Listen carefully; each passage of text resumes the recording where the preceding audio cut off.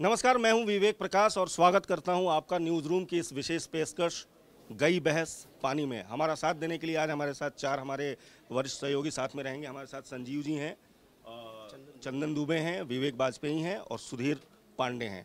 आज की हमारी बहस की ये चर्चा रहेगी। चर्चा की मुख्य बिंदु ये रहेगा कि कैराना उपचुनाव, पालघर उपचुनाव और आज जो उपचुनाव के नतीजे आए हैं, क्या वो इस बात की तरफ इशारा करते हैं कि 2019 की तस्वीर कुछ अलग होने वाली है, या सीधे तौर पे मैं आपसे ये कहूं, क्या मोदी 2019 का चुनाव हारने वाले हैं?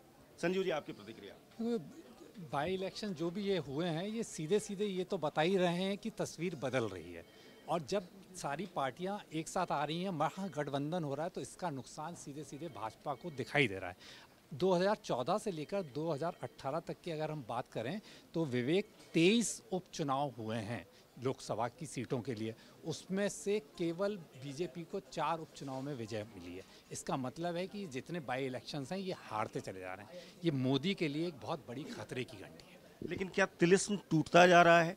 योगी के उत्तर प्रदेश में जहां बीजेपी प्रचंड बहुमत के साथ आई, न सिर्फ लोकसभा में, विधानसभा में भी, लेकिन योगी के मुख्यमंत्री बनने के बाद उपचुनावों में फूलपुर, गोरखपुर, उसके बाद अब कैराना। देखिए विवेक जी, सीधी है जो आज की तस्वीर है, ये साफ हो गया कि अगर सारे विपक्षी दल एक होते हैं तो 2019 में मोदी हार जाएंगे।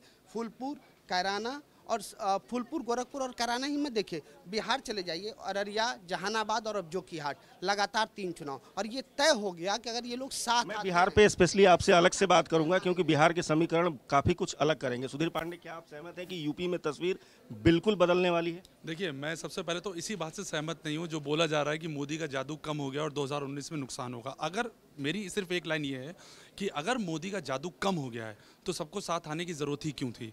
इसका मतलब है कि मोदी का जादू कम नहीं हुआ है, उनको साथ में मिलकर फंसाया जा रहा है चारों ओर से राजनीतिक तौर पे। तो मोदी का जादू कम नहीं हुआ है। 2019 में मोदी का जादू बरकरार रहेगा। उनके खिलाफ रणनीतिक साजिश होंगी, उनको फंसाया जाएगा, सब लोग मिलेंगे, वो अलग इशू है। लेकिन विवेक जी, जो ये बोला जा रहा है कि मोदी का जादू कम हुआ है, वो सही नहीं है। अगर ऐसा होता तो सबको साथ आने की क्या ज़रूरत थी? इसका मतलब ये है कि विकास कहीं ना कहीं काम नहीं आ रहा है। वाजपेयी, आप मानते हैं कि विकास काम नहीं आ रहा है, या जातिगत समीकरण जो हैं वो भारी पड़ रहे हैं मोदी के विकास पे, सर, या विकास हुआ ही नहीं है? सर एग्जैक्टली सवाल यही है कि अगर विकास हुआ है तो फिर ये कैराना का नतीजा कुछ अलग हो सकता था। गोरखपुर आदरणीय मुख्यमंत्री जी की सीट थी, वहाँ पे बीजेपी जब हारी थी तभी ये संकेत मिल रहे थे कि बीजेपी विकास के नाम पे चुनाव नहीं जीत रही है। कैराना में आपको याद होगा पूरा ध्रुवीकरण करने की कोशिश की गई, वहाँ पे बीजेपी फेल हुई है। हिंदुत्व बनाम जाति जीती है। अखिलेश यादव, मायावती, राष्ट्रीय लोकदल, समाजवादी पार्टी, आम आदमी पार्टी का गठबंधन वहाँ पे जीता है और सारी जातियों ने मिलकर बीजेपी के हिंदुत्व को हराया है। एक चीज़, दूसरा, आप एक महाभारत का आप सीन याद कीजिए, एक चक्रव्यूह रचा गया था, अभिमन्यु उनमें अकेले थे और सारे लोगों ने मिलकर अभिमन्यु को वहाँ पे घेरा था। ठीक मोदी के साथ ऐसा है। 2019 में मोदी के लिए बहुत मुश्किल होने वाला है। मतलब आप ये मान के चल रहे हैं कि नरेंद्र मोदी 2019 के लिए अभिमन्यु की भूमिका में है? बिल्कुल घिर चुके हैं। और आज की तारीख में अगर देखा जाए जो आज के आंकड़े हैं, जो आज की तस्वीर है, वो साफ है कि अगर सब लोग साथ आएंगे तो नरेंद्र मोदी को हारना होगा। क्योंकि आप वोट बैंक देखिए ना, जितना वोट प्रतिशत है। आज का बयान आप केसी त्यागी का आज का बयान सुनिए। केसी त्यागी ने कहा है कि एनडीए में सबक लेने की जरूरत है। एनडीए को क्यों आखिरकार ऐसा हो रहा है?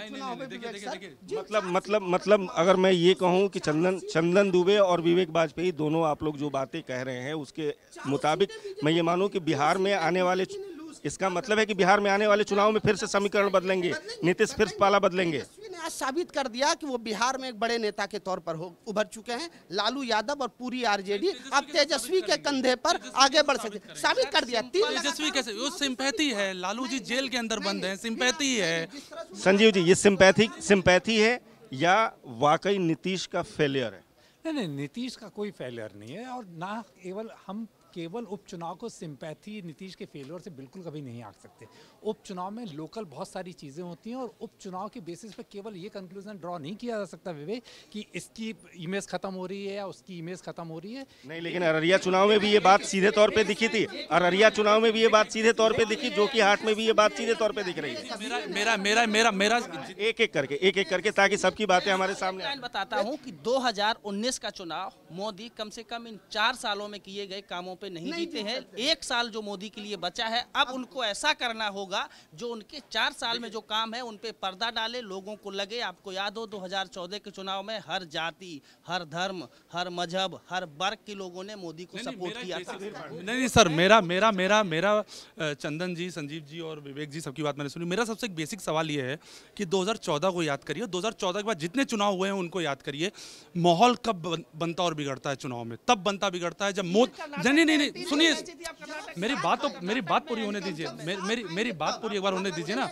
मेरा सवाल सिर्फ एक बार सुन लीजिए। मेरा सिर्फ ये कहना है सर कि माहौल तब बनता बिगड़ता है जब मोदी मैदान में उतरते हैं। अभी मोदी एक उपचुनाव में किसी एक रैली में मोदी गए हैं, तो इसका मतलब आप ये मान के चल रहे हैं कि जो योगी को स्टार प्रचारक, नहीं एक सेकंड, जो योगी को जिस तरीके से स्टार प्रचारक के तौर पे बीजेपी ने उतारा है, और मेरे ख्याल से नरेंद्र मोदी के बाद सबसे ज्यादा अगर कोई प्रचार कर रहा है, कैंपेन कर रहा है, तो वो योगी कर रहे हैं। तो क्या आप ये मान के चल रहे हैं कि योगी कमजोर पड़े हैं? मैं ये मेरे मानने से नहीं होगा। आप देखिए ना, योगी जहां पर भी गए थे कर्नाटक में, वहां सबसे ज्यादा परसेंटेज में वहां के उम्मीदवार। फिर कैराना के उपचुनाव, कैराना, फूलपुर और गोरखपुर, कैराना, फूलपुर और गोरखपुर जो उनकी अपनी बिल्कुल हारे हैं। उसकी एक वजह है जो हम सबको मालूम है और सबको एक्सेप्ट करनी पड़ेगी। उसकी वजह ये है कि सब आपस में मिल गए हैं विपक्षी, तो वो हार रहे हैं। योगी एक मिनट, मैं पहले उस बात का जवाब दूं कि योगी की आपने अगर बात करी तो योगी पालघर में भी गए थे, तो पालघर बीजेपी के खाते में आया है। तो ये नहीं कह सकते आप कि किसी, लेकिन वो गोरखपुर जो योगी की अपनी कंस्टिट्यूएंसी थी, नरेंद्र मोदी देश के प्रधानमंत्री हैं, बनारस उनकी कंस्टिट्यूएंसी है, और बनारस में किसी विधानसभा में उपचुनाव हो और वहां अगर नरेंद्र मोदी हार जाए तो क्या आप उसकी जिम्मेदारी नहीं देंगे उनकी? सारी राजनीति जातिगत वोटों के आधार पर चलती है, और वहां जब इस तरीके के कॉम्बिनेशंस होते हैं तो उसका हार किसी भी पार्टी को उठाना पड़ता है। जिस दिन कैराना में चुनाव हो रहा है उस दिन नरेंद्र मोदी रोड शो कर रहे हैं, दिन भर टीवी पर देख रहे हैं।